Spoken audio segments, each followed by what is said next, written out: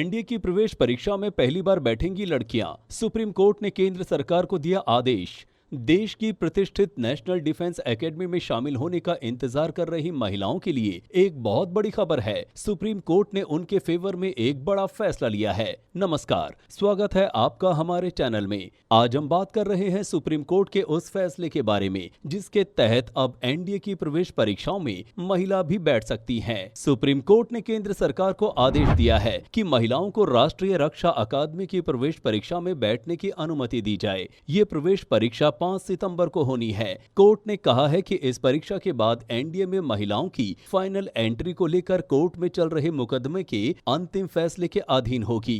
आपको बताते चलें कि एनडीए में लड़कियों को अब तक नेशनल डिफेंस एकेडमी की परीक्षा में शामिल होने की अनुमति नहीं थी। लड़कियों और उनके परिजन इस संबंध में काफी समय से सरकार से छूट देने की मांग कर रहे थे। इस संबंध में सरकार की ओर से कोई फैसला न लिए जाने पर लोगों ने सुप्रीम कोर्ट में याचिका दायर की, जिस पर सुनवाई करते हुए कोर्ट ने अंतरिम आदेश जारी किया है। आपको बता दें कि महाराष्ट्र के पुणे के पास खड़कवासला में बनी नेशनल डिफेंस एकेडमी देश में सैन्य अधिकारी तैयार करने का प्रसिद्ध संस्थान रहा है। यहाँ पर 12वीं के बाद एंट्रेंस एग्जाम और इंटरव्यू के जरिए दाखिला दिया जाता है। यहाँ पर आर्मी, नेवी और एयरफोर्स में जाने की चाह रखने वाले सभी कैंडिडेट को प्रशिक्षण दिया जाता है। 3 साल की ट्रेनिंग पूरी करने के बाद कैंडिडेट को उनकी पसंद की सेनाओं के प्रशिक्षण के लिए संबद्ध एकेडमी में भेज दिया जाता है। आपको बता दें कि सुनवाई के दौरान वकील ने कहा कि महिलाओं को ग्रेजुएशन के बाद ही सेना में आने की अनुमति है। उनके लिए न्यूनतम आयु भी 21 साल रखी गई है, जबकि लड़कों को 12वीं के बाद ही एनडीए में शामिल होने दिया जाता है। इस तरह शुरुआत से ही महिलाओं की पुरुषों की तुलना में बेहतर पद पर पहुंचने की संभावना कम हो जाती है। ये समानता के अधिकार का हनन है।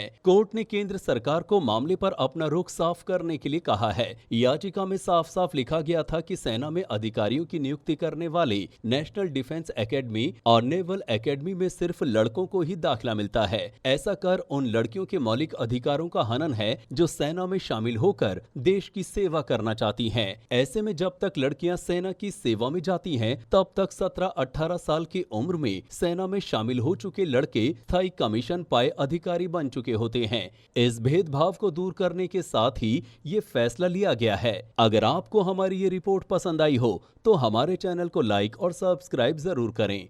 इसी तरह अगली रिपोर्ट के साथ हम फिर हाजिर होंगे।